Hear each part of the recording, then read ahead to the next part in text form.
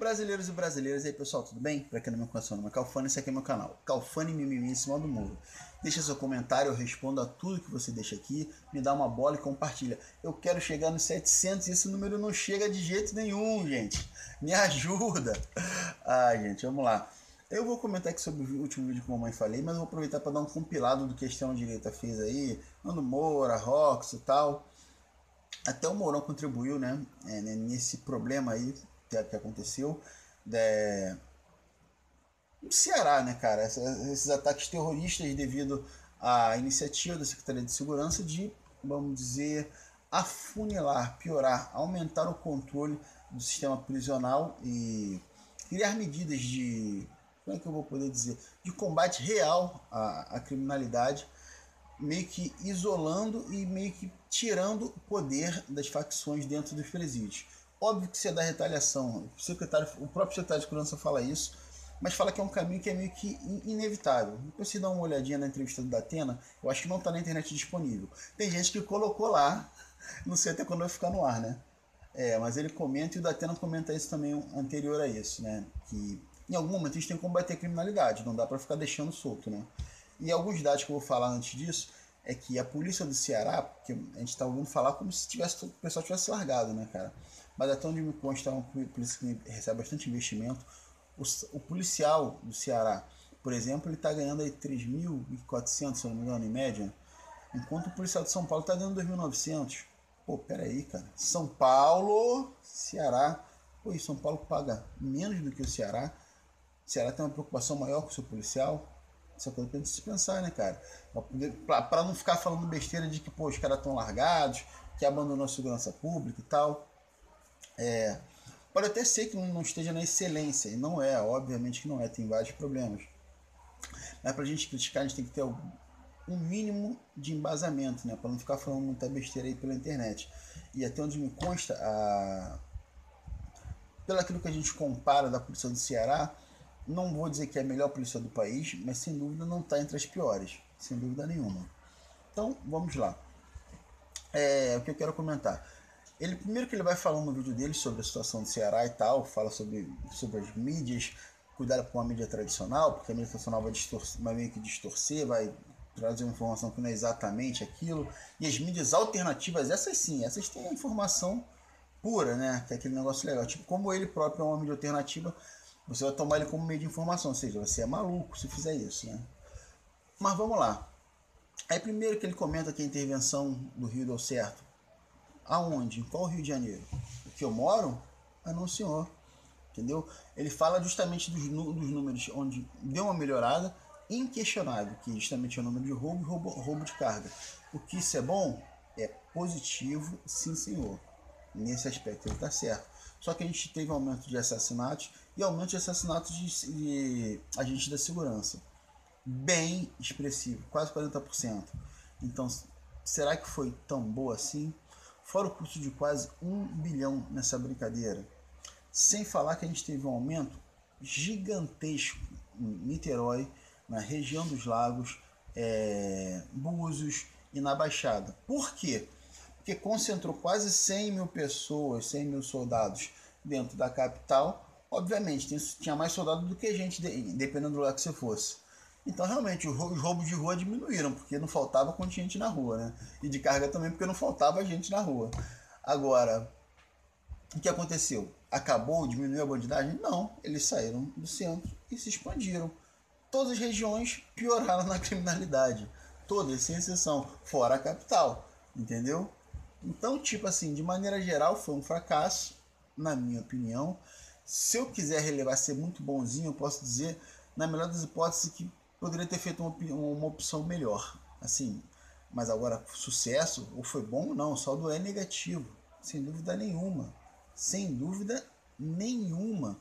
Aumento da morte de policiais, aumento de homicídio, aumento das regiões mais periféricas, distantes da capital, e diminuição de 20%, se eu não me engano, no roubo transeunte e roubo de cargas, é bom, mas quando comparado aos outros números, a gente acaba meio que diminuindo, né?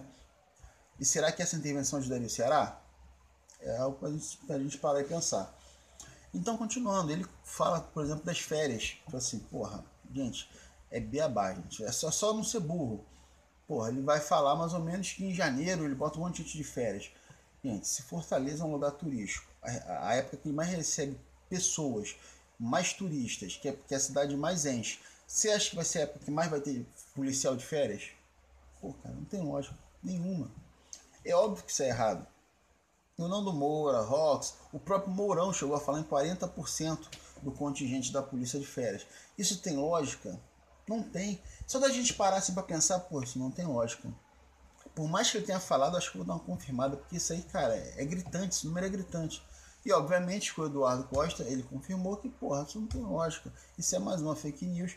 E colocaram para poder ficar falando mal, que aí é culpa da esquerda, culpa do PT. Aí vai chegar até o Ciro Gomes, que daqui a pouco chega o Ciro Gomes de 91 a 94. É assim que se trabalha, ou seja, tudo que acontece de negativo tem que ter algum viés ideológico. Não tem outras motivações. E a situação realmente é muito complexa. Gostaria de outro vídeo para falar da situação do Ceará. E ele cobra o Ciro Gomes, assim como todos eles falam do Ciro Gomes.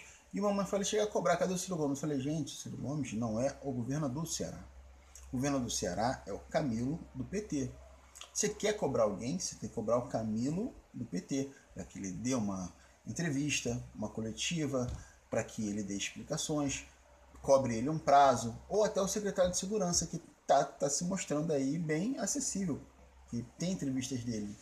Então, cara, o que o Ciro Gomes tem a ver com isso? Ah, mas ele tem que falar, porque ou até concordo que ele poderia dar uma opinião, esperando um pouquinho o fato acontecer, ter as melhores informações para poder dar uma opinião, ou falar, mas algo muito supérfluo, porque você meio que você tira a autoridade do governador, que é seu aliado. Quem é o cara responsável? Não é o governador? É. Em quem a população votou? Não foi o governador? É. De quem você quer ouvir a resposta? Do Ciro Gomes. Porra, isso não tem lógica. Seria a mesma coisa que a gente vê um problema na Previdência, por exemplo, algo acontecendo de errado. Pô, vamos cobrar o Bolsonaro. Não, Bolsonaro não. Bolsonaro, embora o Bolsonaro seja o presidente, vamos cobrar o Olavo de Carvalho. Porque o Olavo de Carvalho tem alguma relação aí com o Bolsonaro. Então, por ele ter alguma relação, vou cobrar o Olavo de Carvalho para ele responder a alguma cobrança que deveria ser feita ao presidente. Entendeu? Isso não teria muita lógica. Tipo assim, eu mudo totalmente o foco da coisa. E eu não estou falando que o Ciro Gomes vai fugir porque não é muito o perfil dele. Só que se eu fosse o Ciro Gomes, eu também ficaria bem calmo nessa situação. Porque quem é o presidente, quem é o governador é o Camilo. E a palavra, aquilo que ele disser, vai refletir exatamente no governo, porque eles são aliados. Então o Camilo tem que falar, o Ciro Gomes tem que seguir. Corrigir, ou até para fazer alguma observação, isso tem que ser feito primeiro ao Camilo, conversado. Porque ele não tem que agir como o governo Bolsonaro, onde o Bolsonaro fala uma coisa, o Paulo Guedes fala o oposto. O Mourão fala o que quer. Isso não existe. Isso é desgovernar qualquer coisa. Entendeu? Então vamos lá. Só para terminar aqui. Chega a deixar um comentário que eu estou vendo também as pessoas de maneira geral. Acho que às vezes já deixou meio que no ar.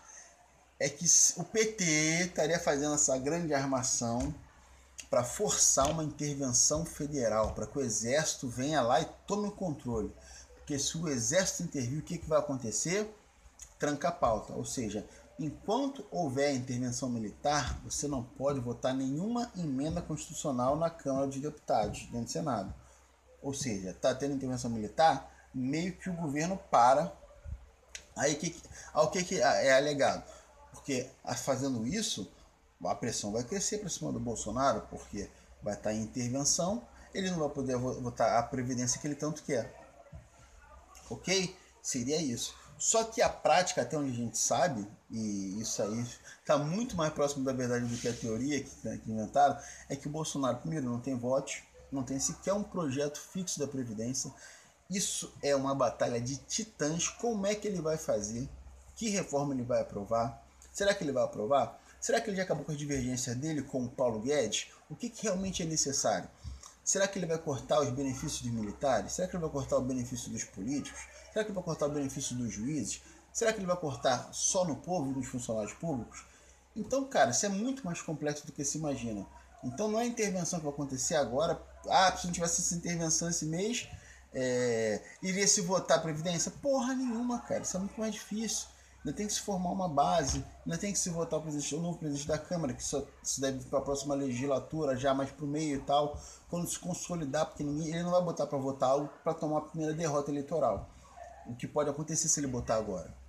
Agora, o contrário disso que foi dito, sim, isso pode acontecer. Ou seja, o Bolsonaro está tentando votar algo que é a Previdência, que ele sabe que é o grande pesadelo inicial dele. Que vai ser difícil, pode ser que ele não tenha os votos, mas a sociedade vai pressionar muito ele. Principalmente ele vai ter meio que aqueles primeiros 100 dias para dar uma imagem clara, que ou ele já terá votado a reforma da Previdência, ou ele já deixou as coisas bem encaminhadas para isso. Então ele sabe que daqui a algum tempo ele vai ser cobrado pela reforma da Previdência. Ter a intervenção militar em alguma região de conflito, como por exemplo o Ceará, isso é um benefício muito bom para ele. Porque no momento que ele vê que ele não vai conseguir votar aquilo naquele momento, ele faz a intervenção.